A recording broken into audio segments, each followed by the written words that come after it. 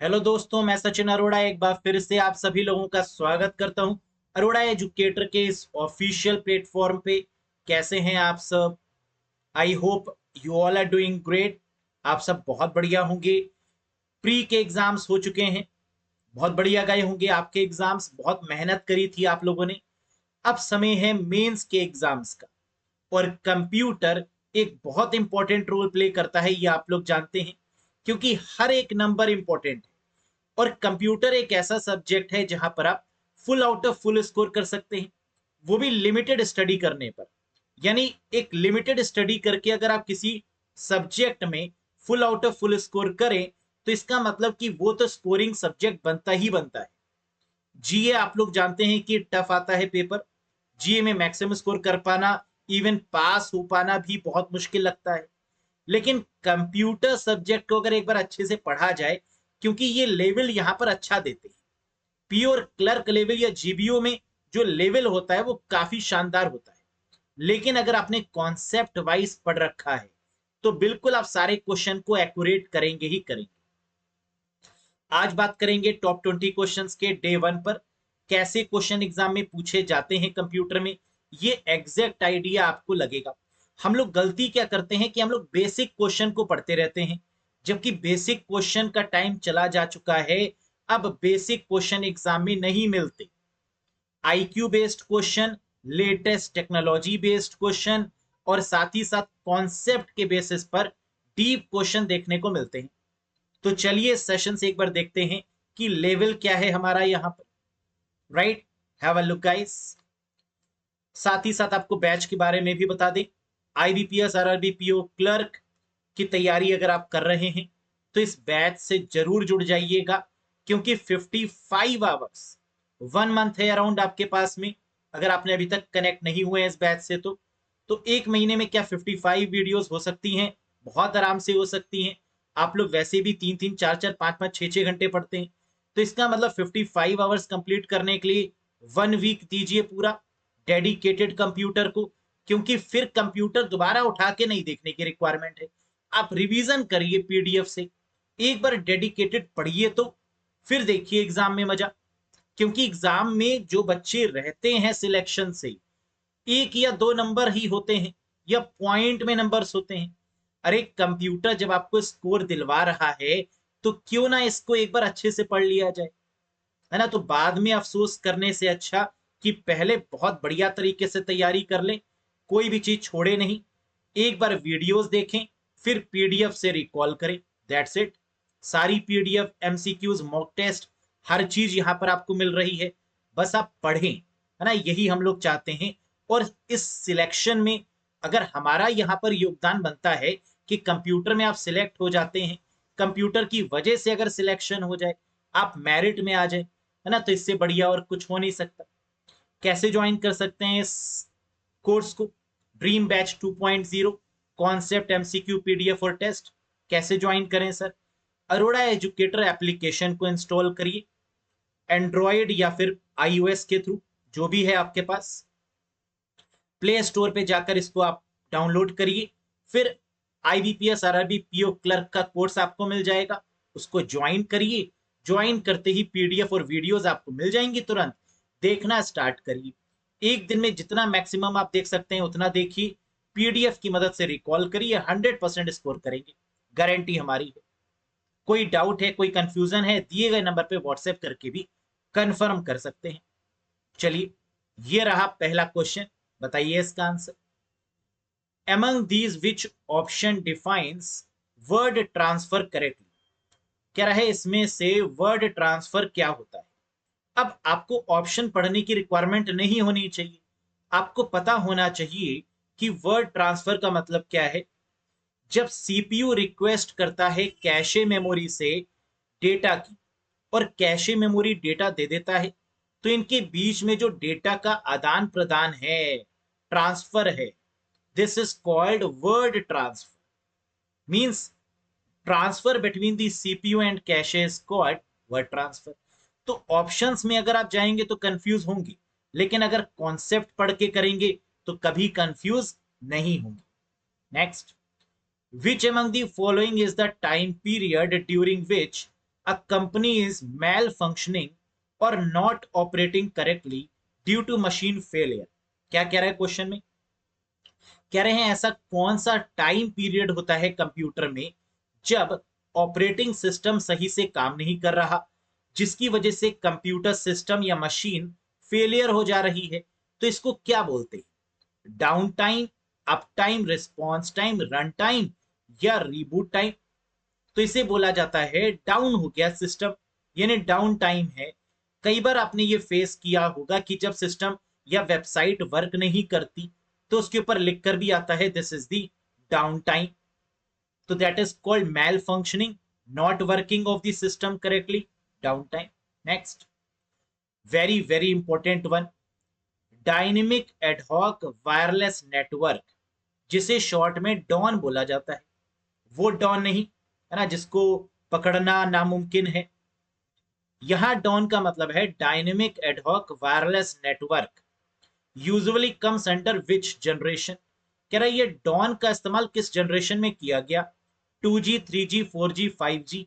अब देखो आजकल जो लेटेस्ट टेक्नोलॉजी है वो क्या है? 5G। और डॉन नेटवर्क भी किसका हिस्सा है? 5G का ही पार्ट है। तो याद रखने वाली बात यह है कि 5G के नेटवर्क को क्या बोला जाता है? डॉन बोला जाता है, dynamic ad hoc wireless network. Next, 5G क्योंकि बहुत लेटेस्ट ट्रेंड में रहा है तो यहां से आपको कई सारे क्वेश्चन देखने को मिलेंगे इस बार, श्योर है। 5G was developed by in which year? 5G को बनाया गया किसके द्वारा? इसके फाउंडर कौन है और कब बनाया गया? ईयर भी बताइए। इंडिया की बात नहीं हो रही है यहां पर, यहां बात हो रही है 5G सबसे पहले कब आया। आइडिया बिल्कुल सही, and the correct answer is 3GPP, third generation partnership project के द्वारा इसको बनाया गया जुलाई 2016 में। सो करेक्ट आंसर होगा 3GPP इन जुलाई 2016। अब आप कहेंगे सर ये 3GPP क्या है? 3GPP एक ऑर्गेनाइजेशन है जो ओवरऑल गवर्न कर रही है 5G को। इसे थर्ड जनरेशन पार्टनरशिप प्रोजेक्ट के नाम से जाना जाता है। Next question guys, 5G is designed to deliver peak data rate up to। 5G ने वादा किया है कि कम से कम इतना डेटा तो हम आपको देंगे ही देंगे। पीक डेटा रेट, कितने डेटा रेट का वादा किया है बताइएगा? 50 Gbps, 20 Gbps, 100 Gbps, 5 Gbps या none of these? Correct answer है 20 Gbps। तो 5G ने का कुछ हो जाए 20 Gbps, ये तो हम देंगे ही देंगे डेटा, इतनी स्पीड तो डिलीवर करेंगे ही करेंगे, 20 Gbps। ठीक, next, how to view the source code of a website? Website के सोर्स कोड को कैसे देखें? सोर्स कोड का मतलब जो कोडिंग की जाती है वेबसाइट पर, उसे देखने की एक शॉर्टकट की होती है जिसको दबाते ही उसका सोर्स कोड ओपन हो जाता है। वो शॉर्टकट की क्या है? Very very famous question guys, ये जरूर मिल सकता है क्वेश्चन एग्जाम में, बहुत पॉपुलर है आईबीपीएस का। करेक्ट आंसर है Ctrl+U। जैसे ही Ctrl+U दबाएंगे आप किसी भी वेब पेज पर होंगे तो इसका सोर्स कोड आपको मिल जाएगा HTML के फॉर्मेट में, जहां आपको ये पता चल जाएगा कि ये जो पेज डिजाइन किया गया है ये बेसिकली कैसे किया गया है। तो that is called Ctrl+U। Next, if you want to connect of your own computer through the internet from another location you can use। कह रहा है अगर आपको अपने कंप्यूटर को दूसरे लोकेशन से कनेक्ट करना है तो कैसे कर सकते हैं? एफटीपी के थ्रू, फाइल ट्रांसफर प्रोटोकॉल के थ्रू, टेलनेट प्रोटोकॉल के थ्रू, इंस्टेंट मैसेजिंग यानी इंस्टेंट मैसेज करके, ईमेल के थ्रू या none of the above? Correct answer है टेलनेट प्रोटोकॉल के लिए। रिमोट कनेक्शन ये प्रोवाइड करता है, यानी दूसरी लोकेशन, रिमोट लोकेशन जिसको बोला जाता है, इसके लिए जो प्रोटोकॉल यूज होती है दैट इज टेलनेट प्रोटोकॉल। याद रखिएगा इसको। To connect network of similar protocol dash are used. बताइए अगर सिमिलर प्रोटोकॉल है तो आंसर क्या होगा, और ये भी बताइए कि अगर डिफरेंट प्रोटोकॉल हो तो आंसर क्या होगा। सिमिलर प्रोटोकॉल के केस में कौन सी डिवाइस काम करती है और डिफरेंट प्रोटोकॉल पे कौन सी डिवाइस काम करती है? Very good. सिमिलर प्रोटोकॉल के केस में काम करता है ब्रिज, यानी यहां पर आंसर क्या बनेगा? ब्रिज बनेगा, जो एक सेगमेंट को दूसरे सेगमेंट से कनेक्ट करता है। जबकि अगर डिफरेंट प्रोटोकॉल के बारे में डिस्कशन होगा तो आंसर यहां पर क्या होगा? गेटवे होगा, है ना? इस चीज को याद रखिएगा। इन दोनों में से भी एक क्वेश्चन जरूर रिपीट होता है। सिमिलर प्रोटोकॉल का मतलब ब्रिज और डिफरेंट प्रोटोकॉल का मतलब gateway. Next, a product that is owned exclusively by a single company that can only function properly is known as। कह रहा है product that is owned exclusively by a single company, वो product जो एक company के द्वारा own किया गया है, किसी कंपनी का प्रोडक्ट है, that can only function properly, और वो अच्छे से काम कर रहा है, तो उस प्रोडक्ट को क्या बोलते हैं? उसे प्रोप्राइटरी सॉफ्टवेयर बोलेंगे, पब्लिक डोमेन बोलेंगे, कॉमर्शियल सॉफ्टवेयर बोलेंगे, ऑल ऑफ दीज या नन ऑफ दीज क्या होगा? तो कह रहा है owned exclusively by a single company, मालिक है उसका कोई, तो ऐसे सॉफ्टवेयर जिसका कोई मालिक होता है, जिस पर किसी का हक होता है और जो पेड होते हैं, ऐसे सॉफ्टवेयर को बोलते हैं proprietary software. So the correct answer is proprietary. इसे क्लोज्ड सोर्स के नाम से भी जानते हैं हम लोग, जबकि इसका ठीक उल्टा होता है ओपन सोर्स। ओपन सोर्स का मतलब जो फ्री ऑफ कॉस्ट है, जैसे लाइनक्स, जावा, पीएचपी, ब्लेंडर या फायरफॉक्स, ये आपके ओपन सोर्स हो गए। जबकि क्लोज सोर्स प्रोप्राइटरी के केस में Windows, iTunes, Google Earth, Skype या मैक, है ना, ये आपके प्रोप्राइटरी हो गए। Next, in a computer keyboard the num lock key belongs to which of the following category of keys?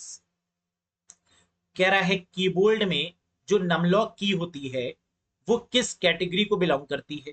Function keys, control keys, toggle keys, numeric keypad या फिर all of these क्या होगा?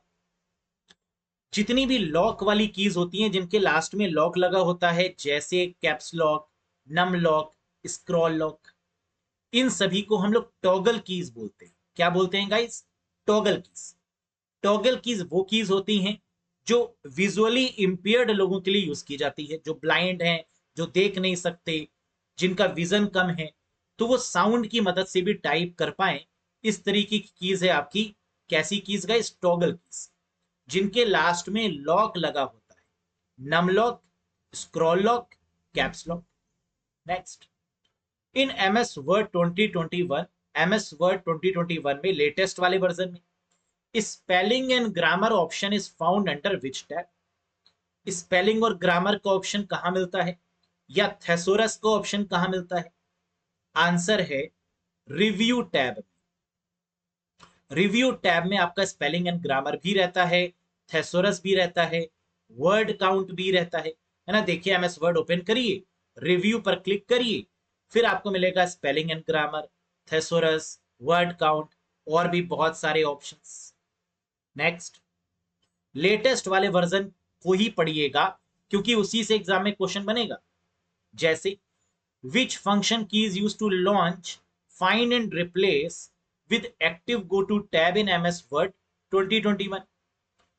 Find and replace go to tab में जाना है, इसके लिए MS Word 2021 में कौन सी फंक्शन की का यूज करें कि डायरेक्टली वो टैब खुल जाए?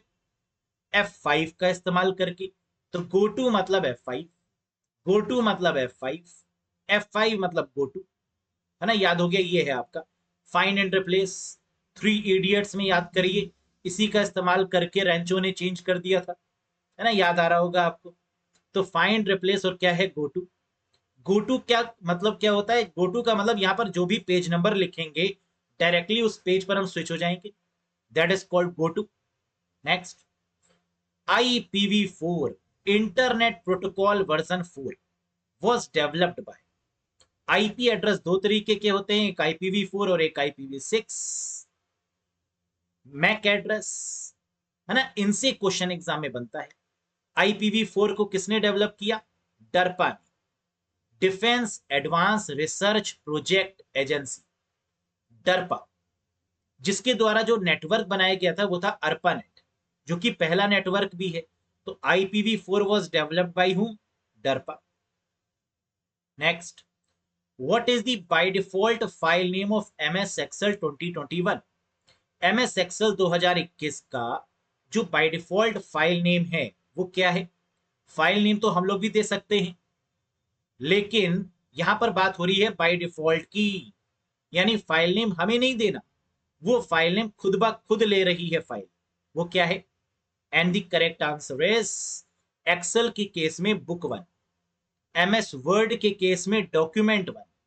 तो यहां बात हो रही है एक्सेल की, करेक्ट आंसर होगा बुक 1। देख सकते हैं आप, तो बुक 1 लिखा हुआ है, ये चेंज भी हो सकता है लेकिन डिफॉल्ट पूछा जा रहा है। Next, errors that occur when you violate the rules of writing syntax in programming are known as। कह रहा है वो एरर जो आती है वायोलेट करने पर किसको? प्रोग्रामिंग में सिंटेक्स लिखते समय, जब आप प्रोग्रामिंग में कुछ लिखते हैं, सिंटेक्स राइट करते हैं, कोडिंग करते हैं, उस समय जो एरर आती है उस एरर को क्या बोला जाता है? राइटिंग सिंटेक्स लिखते समय जो एरर आती है उसे क्या बोलते हैं? सिंटेक्स एरर या कंपाइल टाइम एरर। तो याद क्या रखना था कि सिंटेक्स एरर को ही कंपाइल टाइम एरर बोलते हैं। तो सिंटेक्स दिखे, कंपाइल टाइम लगा दो। ये शॉर्टकट तरीके होते हैं जिससे आप बहुत जल्दी किसी भी क्वेश्चन को कर सकते हैं। सिंटेक्स, कंपाइल टाइम क्वेश्चन में गिवन हो, सिंटेक्स लगा दो answer, syntax error. Next, among these name the connection oriented protocol। कह रहा है कनेक्शन ओरिएंटेड प्रोटोकॉल का नाम बताइए। कनेक्शन ओरिएंटेड प्रोटोकॉल का मतलब होता है एक ऐसी प्रोटोकॉल जो आपके डेटा को 100% डिलीवर करे, और प्लस डिलीवर करने के बाद आपको मैसेज भी दे दे कि बधाई हो, डेटा डिलीवर हो गया। समझ में आ रहा है? That is called connection oriented. जैसे व्हाट्सएप, जैसे ही आपका डेटा जाता है सिंगल टिक में डबल टिक, और डबल टिक से ब्लू टिक, आप समझ जाते हैं कि डेटा चला गया, डेटा सीन हो गया, रिप्लाई नहीं आया, आप समझ जाते हैं ब्रेकअप करने का समय आ गया, है ना? ये क्या है? Basically this is called connection oriented. This protocol is called TCP, transmission control protocol. देखिए, डेटा गया, पैकेट गया और टिक आ गया, सेंड सक्सेसफुली। ईमेल में भी आपने देखा होगा ये चीज। लेकिन इसका ठीक उल्टा होता है, एक होता है कनेक्शन ओरिएंटेड प्रोटोकॉल और एक है कनेक्शन लेस प्रोटोकॉल, जो काम तो बहुत तेजी से करती है लेकिन गारंटी नहीं लेती। ये है आपकी UDP, यूजर डेटाग्राम प्रोटोकॉल। ये कहती है हम सिर्फ डेटा भेज रहे हैं, गया तो गया, नहीं गया तो नहीं गया। जैसे आप किसी के साथ में वॉइस कॉल करते हैं, वीडियो कॉल करते हैं, है ना? तो आप कहते हैं अरे हेलो हेलो हेलो हेलो, है ना? कई बार आवाज आती है, कई बार नहीं आती। ये है UDP। लेकिन जिसमें डेटा जाएगा ही जाएगा, जिसकी गारंटी है, वो है TCP। Next, which of the following file system is employed by Windows 8, Windows 10, Windows 11 for managing the files on the hard disk? कह रहा है Windows 8, Windows 10 और Windows 11 में किस तरीके का फाइल सिस्टम यूज किया जाता है? ext3 NFS, FTP, NTFS या ऑल ऑफ दिस? तो जितने भी लेटेस्ट विंडोज के वर्जन हैं उनमें NTFS फाइल सिस्टम यूज किया जाता है। न्यू टेक्नोलॉजी फाइल सिस्टम के नाम से इसको जानते हैं। करेक्ट आंसर होगा new technology file system. Windows 11 से भी बहुत सारे क्वेश्चन एग्जाम में बनेंगे, क्योंकि विंडोज 11 लेटेस्ट ऑपरेटिंग सिस्टम में काउंट होता है। Next, which of the following is lowest in memory hierarchy? Memory hierarchy में सबसे लोएस्ट में कौन सी डिवाइस, कौन सी मेमोरी आती है? कैशे, सेकेंडरी, रजिस्टर, रैम या रोम? तो आपको पता होना चाहिए, सबसे ऊपर रजिस्टर, फिर cache, then RAM, then secondary memory, hard disk. तो करेक्ट आंसर क्या होगा? लोएस्ट कौन सी है? सेकेंडरी है, लगा दो answer. Register, cache, main, then secondary memory जिसमें मैग्नेटिक डिस्क या मैग्नेटिक टेप काउंट किया जाता है, ये है आपकी मेमोरी हायरार्की। क्लियर है? कुछ समझ में आया? Next, which layer in OSI model provides the service to the user? OSI model मतलब ओपन सिस्टम इंटरकनेक्शन मॉडल। हर बार क्वेश्चन आता है एग्जाम में इससे। टोटल कितनी लेयर्स होती हैं? 7। किस लेयर का काम यूजर से इंटरेक्ट करना होता है? लास्ट वाली लेयर का काम, यानी एप्लीकेशन लेयर का काम। So the correct answer is application layer. Physical layer पहली लेयर, डेटा लिंक लेयर दूसरी लेयर, नेटवर्क तीसरी, ट्रांसपोर्ट चौथी, fifth session layer, sixth presentation और सेवेंथ एप्लीकेशन। आप एसटी नहीं दे पाएंगे, है ना। The way to learn, AP आप, application presentation, ST speed test नहीं, सेशन ट्रांसपोर्ट नहीं, नेटवर्क दे पाएंगे। दे मतलब डेटा लिंक और पाएंगे मतलब पी फिजिकल। तो ये हैं आपकी लेयर्स, जिसमें पहली लेयर आपकी फिजिकल है, जबकि लास्ट सेवेंथ लेयर एप्लीकेशन है ना। ये सीक्वेंस होता है, बॉटम टू टॉप सीक्वेंस होता है इसमें OSI model. Next, latest version of Android operating system is. Android operating system का जो लेटेस्ट वर्जन है वो कौन सा है? बताइए। मैक ऑपरेटिंग सिस्टम का लेटेस्ट, एंड्रॉइड का लेटेस्ट, ऐसे क्वेश्चंस एग्जाम में बनते हैं, क्योंकि नाम है एग्जाम का कंप्यूटर अवेयरनेस। अवेयरनेस तो यानी बेसिक भी पूछेंगे आपसे और लेटेस्ट भी पूछेंगे आपसे। एंड्रॉइड 10, 11, 12, 13 या 14? बिल्कुल सही। करेक्ट आंसर है एंड्रॉइड 12। ये है आपका लेटेस्ट ऑपरेटिंग सिस्टम। एंड्रॉइड 13 भी आने वाला है ना। सितंबर लास्ट तक आएगा आपका एंड्रॉइड 13, जबकि अभी है एंड्रॉइड 12। और इसे बोलते हैं स्नो कोन। आइसक्रीम की याद आ गई होगी इसको देखकर। इसका नाम भी याद रखिएगा, Android 12 is called snow cone. Android के founder mister Andy Rubin, mister Andy Rubin ji ने एंड्रॉइड ऑपरेटिंग सिस्टम को डेवलप किया। मार्केट में तहलका मच गया है। जितने भी एंड्रॉइड आए, सारे स्मार्टफोन्स बेसिकली उसी पर काम कर रहे हैं। 90% मार्केट कैप्चर की हुई है एंड्रॉइड ने। किस कंपनी का प्रोडक्ट है? गूगल का प्रोडक्ट है। तो एंड्रॉइड भी किसका है? गूगल का है ना। याद रखिएगा इसको। तो ये थे आपके बेस्ट 20 क्वेश्चंस। ये क्वेश्चन रहा आपके होमवर्क का। मुझे कमेंट बॉक्स में बताइएगा कि आउट ऑफ 20 आपने कितना स्कोर किया, खुद आप कितने क्वेश्चन के सही आंसर कर पाए, नंबर 1। नंबर 2, ये भी बताइएगा कि ये क्वेश्चन आपको दिया हुआ है, इसका करेक्ट आंसर क्या होगा। बहुत फेमस क्वेश्चन है। The character limit on Twitter is dash characters.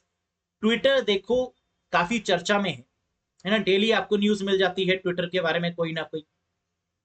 तो आपको बताना है कि करेक्टर लिमिट ट्विटर में कितनी होती है, कितने करेक्टर्स ट्विटर में आप टाइप कर सकते हैं। ऑप्शंस आपके सामने हैं ना। बताइएगा कमेंट करके, मुझे पूरी उम्मीद है कि इसका आंसर आपको पता होगा। बाकी सेशन आपको कैसा लगा? सेशन पसंद आया तो लाइक करिएगा, चैनल पर नए हो तो सब्सक्राइब जरूर करिएगा। और कंप्लीट कंप्यूटर पढ़ने के लिए अरोड़ा एजुकेटर ऐप को जरूर कनेक्ट करिएगा, जहां पर IBPS RRB PO clerk full computer course dream batch 2.0 55 hours videos के साथ, PDF के साथ, मॉक टेस्ट के साथ, बस इतना ही पढ़ना है। That's it. Full out of full 100%। बहुत जल्द मिलेंगे एक नए सेशन के साथ। Till then bye bye and take care to all of you. Thank you very much.